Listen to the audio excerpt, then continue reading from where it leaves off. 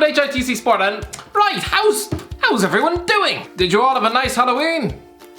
Rise above, I sound like that primary school teacher sweating through his shirt and desperately trying to fit in. But before we get into the video, just a quick tip, lads. If you are going trick-or-treating, don't knock on my uncle's front door, and definitely don't stick your hand in the bag. I just wanted a multi-pack of Maltesers, not a sticky hand and a ruined childhood. Anyway, that's enough about my murky past. Right, we're all guilty of ridiculously stupid footballing comparisons. What I'm gonna do is take a look at every Premier League club and find one current player for each team who's picked up the most ridiculous, nonsensical, just borderline insane comparisons. Right, let's go. Arsenal, Shakra Mustafi, Virgil van Dijk. Yeah, remember about 18 months ago when an Arsenal fan tried to prove to the world that Shakra Mustafi was a better defender than Virgil van Dijk? I know, it's like trying to prove to the world that the earth is flat. And unless you have a brain that's mostly made of milk, you're probably not gonna believe it. Unpopular opinion, but Mustafi is having a better season than Van Dijk. Sorry, I don't need to read any more. I don't need to see the supposed stats. For the same reason, I don't need someone to give me a 20-minute PowerPoint presentation on why Boris Johnson is the next British teen model. No, put away the slides. I know he's not. He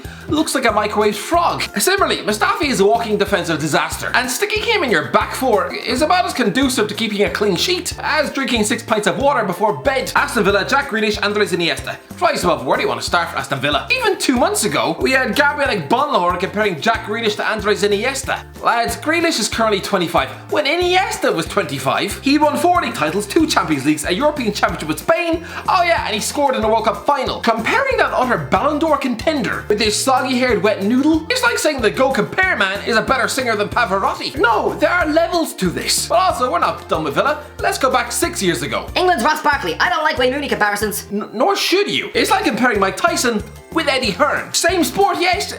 2 completely different jobs. Rooney was a purebred goal scorer from day one. Barkley is halfway through his career and has scored less than 50 goals. It was a lazy comparison considering they were both from the same city, but you don't hear anyone saying True Geordie is a better pop star than Cheryl Cole. Brighton, Danny Welbeck, Jeff Hurst. Is Lallana as good as Iniesta or Xavi? No. There, I've saved you 600 words. The answer is unequivocally no. Christ above, does this fella think he's gonna win a Pulitzer Prize with comparing Lallana to Iniesta? No, you're more likely to get committed to an asylum. It's a massive insult to someone who's an all-time legend of the sport. Within 10 years, nobody's gonna remember who the Adam Lallana was. Comparing Lallana with Iniesta, you might as well ask the question, is Jake Paul a better boxer than Manny Pacquiao? Oh Christ, Keemstar's gonna be asking that in 2021, isn't he? But listen, I'm not done with Brighton. No. Here's Terry Venable speaking in 2014. Don't compare Danny Welbeck with Robin Van Persie or Wayne Rooney. Oh, don't worry, Tella. I wouldn't dream of it. Instead, compare him with Jeff Hurst. You want me to compare the only man to ever score a hat-trick in a World Cup final with not Ronaldo, not Shevchenko, not even Fernando Torres, no. Danny Welbeck. Burnley, Phil Barsley, Gary Neville. Yeah, for years Phil Barsley was tipped to become the next Gary Neville. I.e. a homegrown Manchester United right back, ready to fill his trophy cabinet with bags of medals and England caps. Listen, he's had a good career, but his trophy cabinet consists of one sad and lonely Community Shield won in 2007. He's essentially Gary Neville if Gary Neville made all the wrong career decisions. Chelsea, Mason Mount, Kevin De Bruyne. Okay, the worst comparison for Chelsea. Step forward, Jamie Redknapp. Redknapp identifies what Mount needs to do to become England's De Bruyne. Apparently, in the infinite wisdom of Jamie Redknapp, Mount is only one attribute away from matching Kevin De Bruyne. Unless that one attribute is cloning De Bruyne's DNA, then I don't want to hear this nonsense. Imagine if Chelsea fans said, oh yeah, we got rid of KDB, but it's fine, we've got Mason Mount instead. Who are you trying to convince exactly? That's like a recently divorced father of 3 saying, oh yeah, I got dumped by my wife, but it's fine, I've got nude photos of Judi Dench in my wallet. No, just no. Oh, by the way, lads, trying to hit 500,000 subscribers before Christmas. A mental number, but lads, if we can get there, it will be the greatest underdog story of all time. So if you want to slap a subscribe, go on, be a legend. That was weird, that was weird, that was strange. That's like a teacher grabbing a pupil in the face. No, just subscribe though, alright? Just subscribe. Back into the video before I get myself on some sort of register.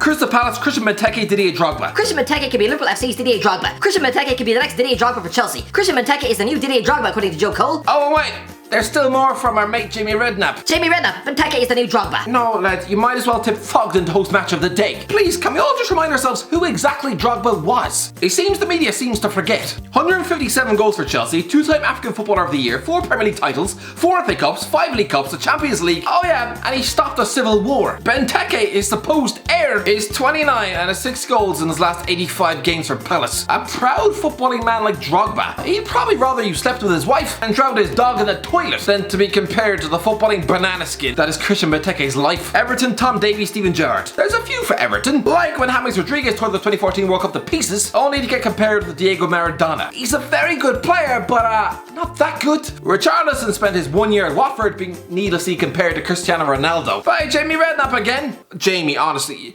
ask your dad, alright? Did Sandra drink whiskey during the pregnancy? Richarlison scored 5 goals that season. 5! What? But the most outlandish, without a doubt, was when Tom Davies was compared with Steven Gerrard. Lads, Tom Davies would be doing well to be the next Dwayne Genius. Comparing an Everton bench-warming kid with their city rival's greatest ever footballer, you might as well compare Mason Holgate with Alan Hansen, Fulham Alexander Mitrovic, Harry Kane. Who am I to lecture a Premier League winning manager? But lads, the trick to man management, you think, is to build up your players to a realistic degree. Don't go overboard into the realms of lunacy. Comparing Jamie Vardy to Gabriel Batistuta? Fine. But comparing Nathan Dyer with Pavel Nedved? No one's buying that. You might as well tell him you expect him to fly to the moon. So similarly, while at Fulham, Ranieri called Alexander Mitrovic world class and placed him in the same bracket as Harry Kane and Sergio Aguero. I'm surprised Ranieri wasn't stuffed in a cheap nursing home 20 minutes after the full-time whistle. Is Alexander Mitrovic really in the same class as Harry Kane and Sergio Aguero? See what you've done, Ranieri? Now we have the internet littered with questions like this. No, he's not in the same class as those two. He's about to be relegated for a third time. To think somebody actually wasted valuable minutes of their life scripting this question on the internet. No, Ian Oxborough, go outside, play with your dog, eat a sandwich, drink some wine, make love to your hand in a public toilet. I don't care.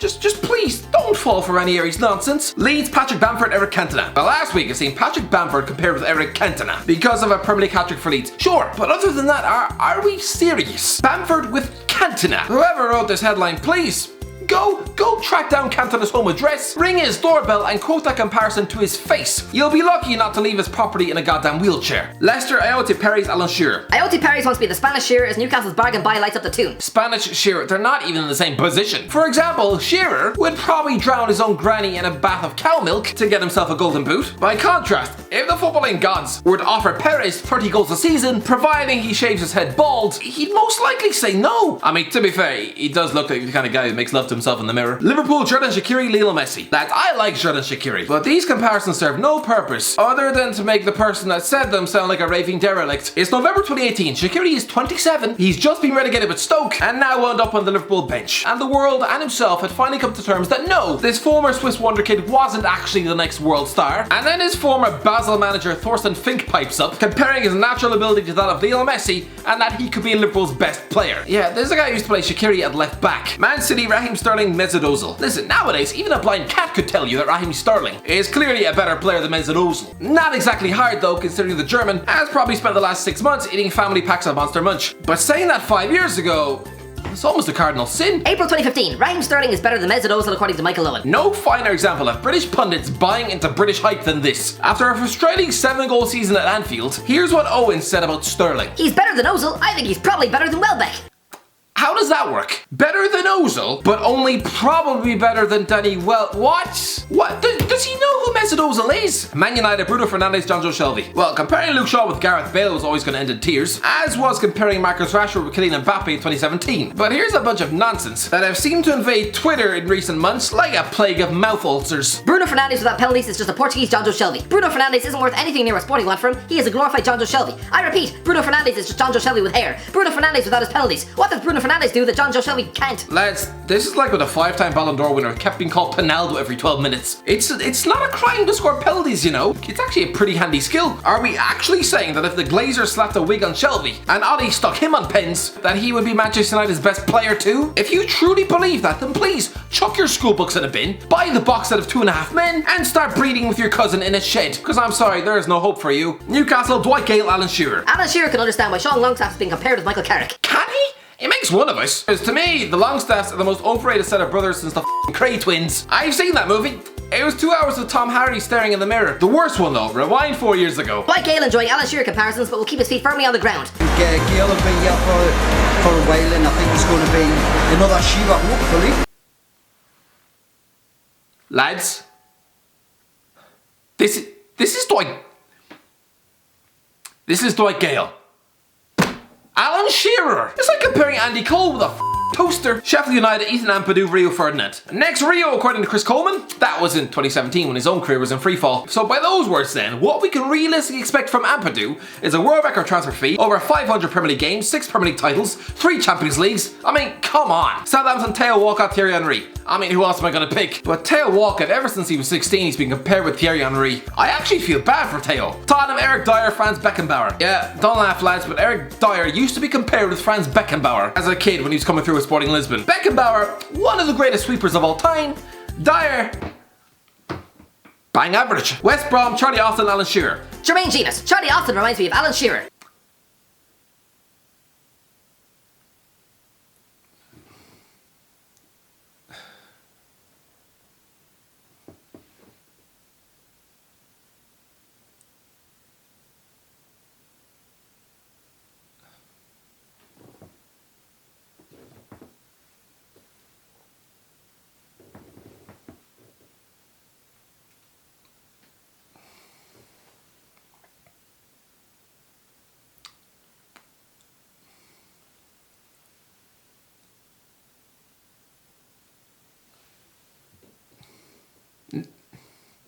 No, he's not. West Ham, Andrei Yarmolenko, Arjen Robben. Is West Ham's new signing Andrei Yarmolenko simply Arjen Robben in disguise?